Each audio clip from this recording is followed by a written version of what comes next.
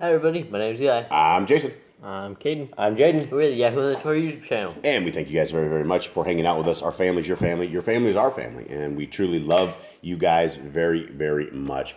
And so we are into the reading of Messiah Yahushua. And we are on verse 26, gentlemen, of this. And how you guys doing? Good. Everyone alive? Yep. It's barely 6 o'clock here. It's a little after 6. You guys good? You going to stay awake with me? Yep. That's good. All right. Let's continue on. Let's listen. And I would love to have your guys' input on all of this. 26. Then Yahudah asked concerning the coming of the rule of Elohim. And Yahushua answered, "It is like this. A man scatters seed on the ground. Day follows day until the grain sprouts and grows. But what goes on in the ground to bring this about is beyond his knowledge. The soil produces the crop by its own methods, nourishing the crop until it ripens. When the corn is ripe at harvesting time, the man reaps and gathers in." Yahushua then said, "To know the nature of the rule of Elohim is important, but difficult for me to explain to your understanding. It is like the small seed which once planted shoots up into a great plant, providing shade for many forms of life. These are able to see and know both the seed and the plant, but have no knowledge how one became the other." So the first part, he talks about what happens in the soil. We don't really know what happens. We plant a seed and we hope it grows up, and when it does, we're all rejoice. But we don't know exactly what goes on in there. We've never seen it before, so Yeah, and we can't explain it because we don't know what happens. So that's what Yehoshua said. He goes, "You don't know the rule of Elohim. You don't know. It's something you can't see. But the best way I explain it is like a seed. You'll plant it, and then it'll grow up, but you don't see what happens in between that." Yeah, and it is amazing, the cycle of life. And as we attempt to be farmers here down in South America, that is very true. You have no idea what happens with the seed. Sometimes the seeds do nothing. Sometimes you plant them too deep and they can't ever make it up. Sometimes they're too less and they can't root real well. But we have no idea other than when you have a seed in your hand, nothing ever happens to it. But then you put it in dirt. If you don't put water on it, nothing happens to it. Then if you add water inside of the dirt and you keep it watered, it comes to life. It's a lot like human conception, right? It's the craziest thing. Somehow the seed comes to life. It's just crazy. And yeah, none of us know this stuff. But Messiah's point of this is that we don't know what the rule of Elohim is supposed to be like. And he even explained it to us in these days and age. We don't know. We're unsure. All we can hope for is what we have read, and what we've read is not a tremendous amount compared to what the reign of Elohim is going to be like. Okay, 28. "Know that though I am here with you, I am not apart from he who inspires me. That which is in me is not separate from the Ruach of the Father, and that Ruach is wholly in me. I express the likeness of the Father and contain his power and substance to the full measure. I am the Ruach outflowing from Yahuwah, given voice and form. I am the voice and word of that Ruach. I am of that Ruach, but not that Ruach." All right. He says he's from that Ruach, but he's not the Ruach. Yeah. He basically says the Ruach in him. He's not the Ruach. This is a Trinity breaker right here. This is a complete Trinity breaker. For those who still believe that the Father and the Son are the same individual, that is out of the books of Satan, right? That is who Satan would use to confuse everybody. But it is very clear from the beginning of Scriptures to the end who our Messiah is and who the son of Elohim is. And Elohim is not the Son. Elohim is Elohim, Most High. Okay, 29. "I am the fulfillment of men's hopes and the fulfillment of the Father's desire. As I am so is the Ruach. As I am, so shall all his children be. For I am the pattern for all men. I am emptied of worldliness in order to hold the Ruach HaKodesh, and I am an answer to the Father's creative word." Okay. So here we have, it says, basically all men will be like him in the coming time, that we are empty of all worldliness and we will have the Ruach. And then what he says here, he says he is a pattern. Do you guys know what a pattern is? Yeah. What is a pattern? That's something that kind of repeats. Yeah, and a pattern repeats. Also, if you have a pattern, if you are in the sewing world and you have a pattern, you will end up with a dress. A dress has a pattern, and you will put the pattern out, and you will put the dress on it, and you will cut it out to that pattern, and you will work in that nature. And so as our dogs are trying to behave or misbehave, we will continue on. Okay, 30. A pitcher half filled with water would hold less oil than an empty one. If wine is poured into a jar containing water, the wine is diluted. So when men say, what purpose does it serve to forego worldly pleasures? Tell these things to them. If they will not listen, then on their own heads be the illnesses and pains for which they will surely suffer. Okay, well, what do we make of this right here? If you don't listen to the words that are coming, right? If you don't listen to the people that are telling you that the Torah is the truth and that you are not, or if not, you will be kicked out of the kingdom. It says you will suffer your own. It's on your head. Your own illness is on your own head.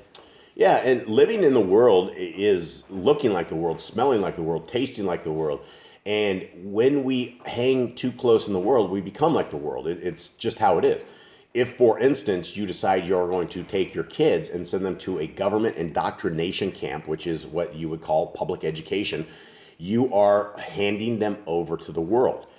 It doesn't matter how many days they go. All they need is one day in a public education with all those kids, and your kids are going to be something that you've never, ever taught. They're going to learn stuff that that you don't want them to know. And that was, we had a couple of years. How long did you guys go to public school?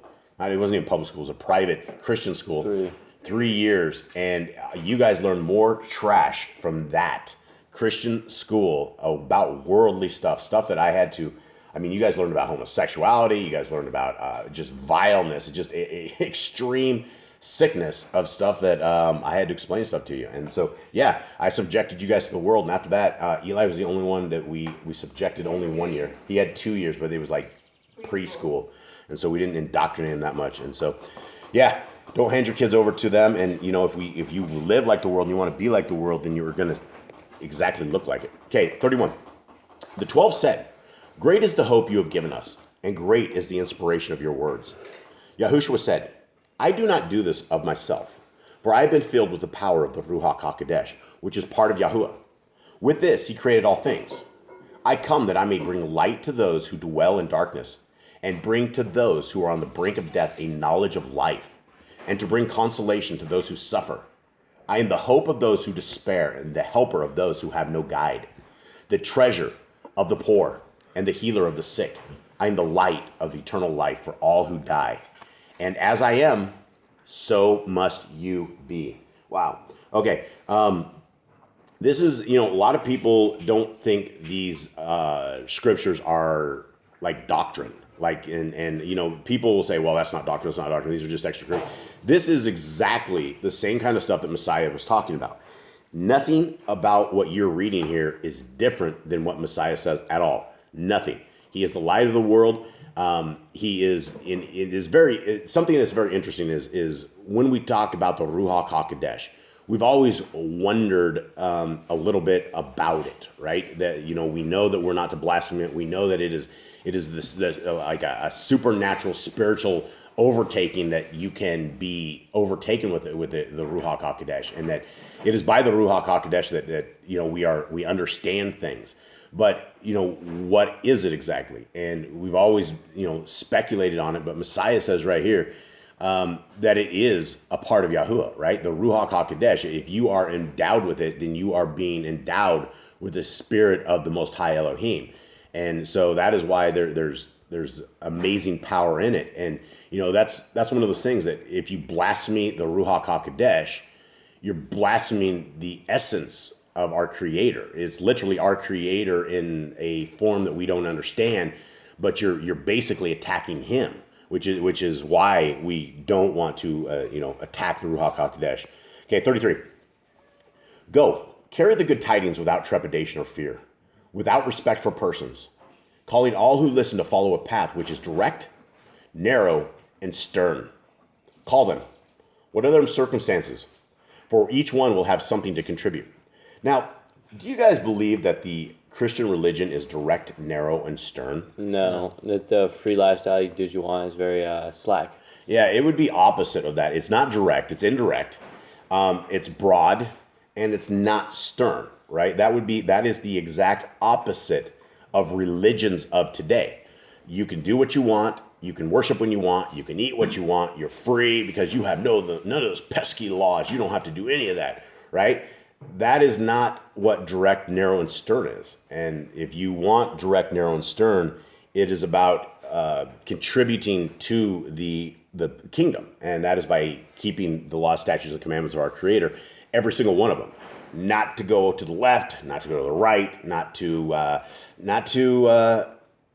slack in your duties of keeping the Torah, and we don't want to do that. That's wrong. Okay, 34. Then Yochanan said, Master, you have taught us many things and armed our wits. You have taught us how to act towards those who believe in your cause and those who do not. Yet even among those who most consciously follow your way, even those who should be brothers, is found jealousy, pettiness, envy, and selfishness. Wow.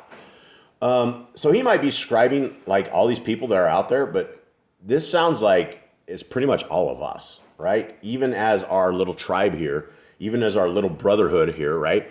We fight over things that you would call petty, right? It's just petty, right? Oh, we like to fight over pettiness, envy, and selfishness, jealousy.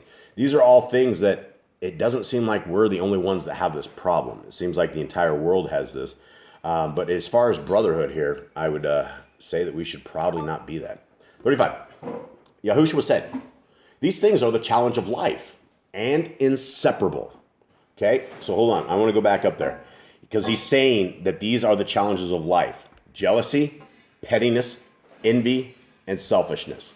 Messiah says, these things are the challenge of life and inseparable from the present rule of man. The test is your ability to change them. What are we changing, guys? We're changing jealousy, pettiness, envy, and selfishness. That is what Messiah says, is our ability to change them. The corn will be gathered into the storehouse of the Ruach, and the chaff cast into the fires of transmutation. Yahushua taught these things to the 12 in a manner different from his other teachings. There were many other things which may be told, but not all were heard with understanding. Kepha said, let us partake of your strength, so we can withstand whatever is sent to test us. Yahushua said, when the test comes, it is never as expected. Oh, man, that is so right? I mean, every time that we get tested, I mean, we can know that because we have 10 pit bulls that in the next 4 to 5 years, our testing is going to be so fierce because we're going to lose 10 of our best friends, right? We know that the testing is going to come, but even knowing that's how the dogs are going to end and our lives in the next 5 years are going to be suffering immensely, we won't know how we're going to be tested. We won't know if we lose them tomorrow. We might lose them all tomorrow, right? It may not be 5 years from now. We don't know when the test comes. And so we have to understand the Messiah himself says that testing, and the testing is coming from his dad, it's not as expected, right? And so we have to expect the unexpected. And you have to expect the unexpected, especially when it comes to testing. Instead of cursing our Creator when horrible things are happening to you, we have to understand that this is part of the kingdom road, that we will all be tested. And if we are not tested, then we're not fit for the kingdom. 40. Then while they were gathered about him, Yahushua said, now who do you think I am? Shimon Kepha answered, you are surely Yahuwah's anointed. Yahushua said, you are rather rash, but as no mortal disclosure was made to you, wise also. Since your name means a rock, and you live up to it, I will establish foundations for the city of my cause upon you, and neither death nor evil will overshadow it. To you I give the keys of this city, and the kingdom to which is the gateway shall welcome you as a prince. Any thoughts on this? We've heard some of this before. Yeah, but he's like he said Kepha was rash. We knew he was probably the one that reached out and cut the dude's ear off. Yeah. We know that Kepha is that dude. We've heard this before, and but the Christians have actually corrupted this, and this is how they decided to build all their churches. And it says, we will build all these upon the rock or something, or something of the nature. And the Christians have run off with that, and they believe that that's what they're supposed to do is go make all these 501c3 churches, and lead everyone astray. 42. Inasmuch as I am the way, the truth, and the light, I bring you salvation from ignorance. I am the Savior of all who wander in darkness, but who, seeing my light, follow my lead. One of the 12 said, Master, you are truly our salvation, our hope, and our life. Yahushua said, many will flock to my cause, but few will be chosen to serve. Many will follow my way, but turn aside at the obstacles. For if any man believes but fails to put his belief into practice, it will be profitless to him. If anyone take one part of my teachings, shunning the sterner and more inconvenient, the rest will serve no purpose. For it is in the nature of men to accept the easy path and turn aside from the harder one. But there is something in each which tells him this is wrong. Everyone has a spark within, which fanned by the wind of dedication will kindle the flame of glory. You know, I don't want to browbeat the Christians, but this is the Christians and washing the Messiah, making all foods cling. This is what it is, right? If any man believes but fails to put his belief into practice, it will be pointless to him. And if anyone take my teachings, shunning the sterner and more inconvenient, the rest will serve no purpose, right? It's very inconvenient to know that all food is not made clean. It's very inconvenient to have to get rid of that bacon in your fridge and all of that pork and all of the nasty swine that you have, right? You just paid for it and all food has been made clean and everybody else eats it, so you should too, right? Oh yeah, it's the great white meat. North America did a commercials for 15 years about the great white meat, about how cheap it was, and it's just the pig farmers. And you know, that's a sickness, right? It is a complete sickness. And so if you're sitting there chewing on your bacon, you're taking the easy road, and that road is with no purpose, and you're going to fall off of that because we're called for obedience. We are not called to be rebels. One of the 12 said, "Shall we confine our mission to the Yahudim?" Yahushua replied, "Enlightenment is the inheritance of all men. Carry the message to all the 70 nations of the earth." Another asked, "Should we take it to the young and to the old as well? For the thoughts of the young change with every wind, while the old are like seasoned timber, into which it is difficult to drive a nail." That's true. That is true, huh? Right? Do you guys have anything when it? We've tried. There's some older Christians, they're in their 80 years old. They've done Christianity since they were 10 years old, and they don't want to change the way you tell them. Like, I've done this my entire life. This is how it's going to be. And they're getting close to sick. They don't want to change. Dr. Fred, our old buddy there, he's 150,000 years old. I don't know how old he is, but Eli and I went to talk to him. And, he is sitting there. He's the good Christian. And how old is this guy? 80? 90s. 90s. I think he's like 80. 90. Well, he's really old. And he will tell you how to be saved. And he's been a Christian all his life. We tell him about the laws, statutes, and commandments. What do you tell us about those, Eli? He kind of just dodged the question. Like, I asked him what he thinks about him. He's usually dodges the question, starts talking about something else. Yep. Kind of to that degree. Right. And Jade is going to take our doggies out because they're getting a little wound up. Look, everyone, go outside. Outside. Hold on, everybody. Sorry. All right. Sorry about that, everybody. That is 10 dogs that just got a little wild for some reason. That's out rolls. That's actually really normal in this house. So let's continue on. 47. Yahushua said, "Teach each man according to his understanding and capacity." Yahushua then said, "Always treat those you meet as you would have them treat you. Act towards others as you would have them act towards you. For this is the essence of the Torah." Yeah, this is right, guys? Yep. I mean, this is, we need to the golden rule? Yeah, the golden rule, right. Yeah, do unto others as... you have them do unto you. Yep. Okay, 49. When Yahushua had given these instructions to the apostles, they left. And Yahushua went with 4 disciples to carry the message to other towns. So that's probably Peter, John, James, and Zabadi, maybe? Yeah, maybe. I don't know. All right, boys, what do you guys make of this? Really good book, really good learnings, really good writing from Yahushua. He's got really great things to say in this book. Things that we didn't get here. We heard more of his holy side, I guess. More of his his heaven side, I guess, and then his human side. We hear more of teach your own capacity, right? We never heard those kind of things. Like don't sit there and force people into you can't do it. You can't push them away. You gotta teach them to their capacity. Yeah. That's stuff yeah, we've absolutely. never heard before. Yeah, absolutely. So scripture or not, gentlemen? I would say scripture. If you were to build your own scriptures, would you include this book in scriptures? Yes. Where would you include it at? Probably right after John. Matthew, Mark, Luke, John. I was thinking maybe Khalid, whatever this book is called. I think it's like the book of Khalid. maybe. I think right after that. Then maybe Somewhere within the Gospels. Have you guys found anything here that gives you red flags that this is not ordained by our Creator? No. Nothing. I don't think I've seen anything. What would we need to see? You know, Uh, we are the Yahoo and the Torah channel, right? If anybody, you know, this is the place that if you want to see what's in the Torah, this is it, right? Every Shabbat we will read the Torah to you. We will tell you what's in the Torah, you know, because most people don't want to read that. But what do you guys? Is this doctrine? Is this where we need to be? I would say it is doctrine. It's definitely contradicting the Torah. It's actually enforcing the Torah. It's teaching more of parts of the Torah, parts of like, excuse me, how Yahushua would live by the Torah, what his like life goals, when he explains the Torah, like do unto others, you do unto them. That is the essence of the Torah. That's what the Torah is built upon. He's not saying the Torah is gone. He's not contradicting anything. He's enforcing it. Does this book, do these writings make you guys want to meet Messiah more, or I mean, does this bring you towards him? This book, Yes. why?